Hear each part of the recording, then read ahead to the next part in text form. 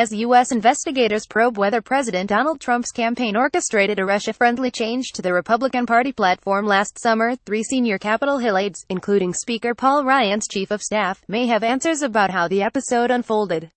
The 3 staffers, who have not been accused of any wrongdoing, advised the GOP convention's Platform Committee on Foreign Policy Matters and had front-row seats when a low-profile group of delegates, acting in conjunction with Trump campaign officials, spiked a proposal urging a tougher U.S. policy against Russian aggression in Ukraine. Story continued below. That change has drawn scrutiny from the House and Senate Intelligence Committees as they investigate whether any Trump campaign officials cooperated with Russian meddling in the 2016 election. Some witnesses say they expect it to become a topic of interest in Special Counsel Robert Mueller's parallel criminal probe.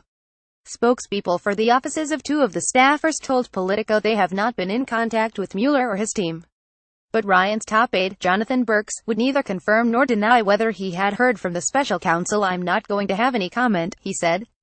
Burks attended the GOP convention in a personal capacity as a volunteer for the Republican Party in the 2016 convention, not as a representative of Ryan's office. At the time, he was a national security advisor to the Speaker. Ryan promoted Burks to Chief of Staff in December. Ryan's office also refused repeated requests to confirm or deny whether Burks has been in contact with Mueller. The other 2 aides are Robert Wilkie, an advisor to Sen. Tom Tillis RNC, who's been nominated by President Donald Trump to a senior Pentagon post, and Michael Stransky, a national security aide to the Senate Republican Policy Committee, run by Sen. John Barrasso RWYO, who co-chaired the convention's Platform Committee. Neither has been in touch with Mueller's team on the matter, according to their offices. Barrasso, too, told Politico he hadn't been in contact with the special counsel's investigators. By signing up, you agree to receive email newsletters or alerts from Politico.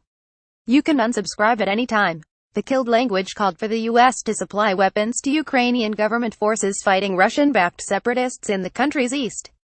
Instead, the committee, and ultimately the GOP convention, backed a proposal that called for appropriate assistance to Ukraine.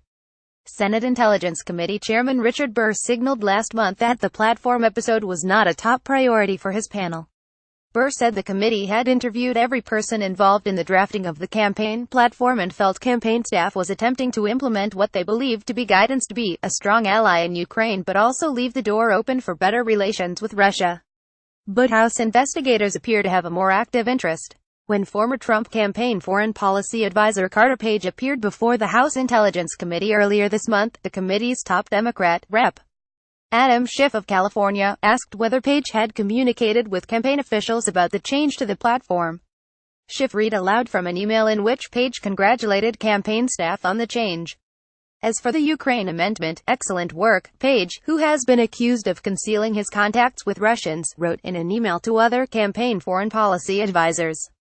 The 3 congressional aides had an up-close view of the process by which the GOP's foreign policy platform was crafted in July 2016.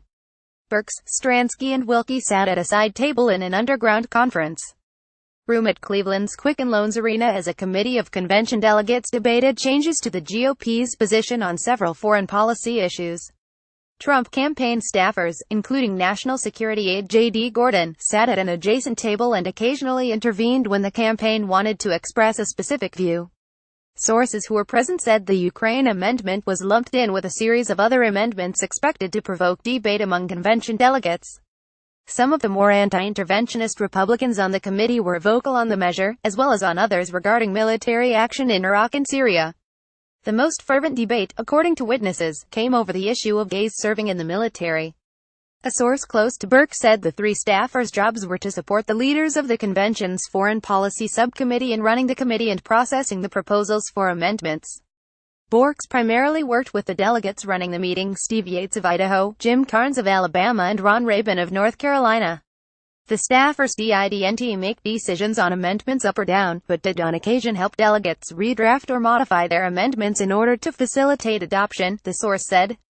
The campaign had its own staff in the room, and they would speak directly to delegates to communicate their views. The platform, a non-binding policy document, is revised every 4 years at the Republican National Convention by a committee of 112 delegates from around the country.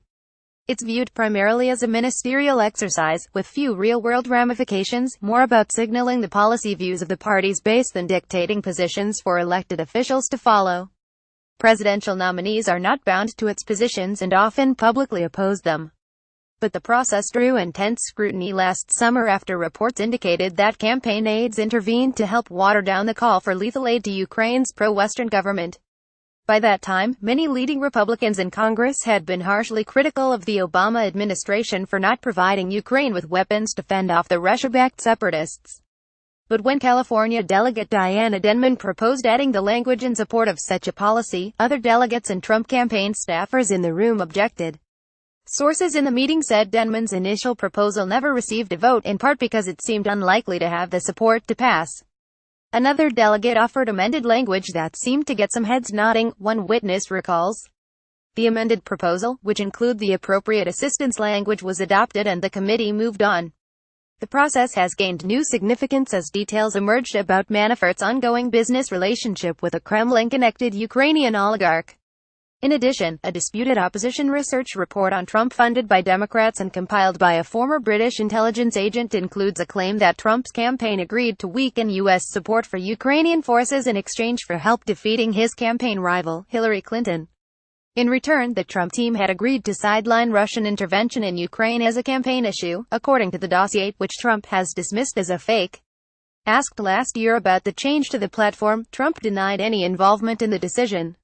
"I wasn't involved in that," Trump said in an interview with ABC's George Stephanopoulos after the convention.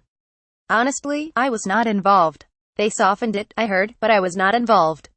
In addition to his 6-year tenure as an aide to Ryan, Birx has also advised Senate Majority Leader Mitch McConnell and the 2012 Romney campaign, and has worked at the Securities and Exchange Commission and the Treasury Department. Having held senior positions in the House, Senate, and executive branch, he understands how every lever of government works and enjoys the respect of his peers across the board, Ryan said in a December 14, 2016, statement announcing Birx's promotion to Chief of Staff.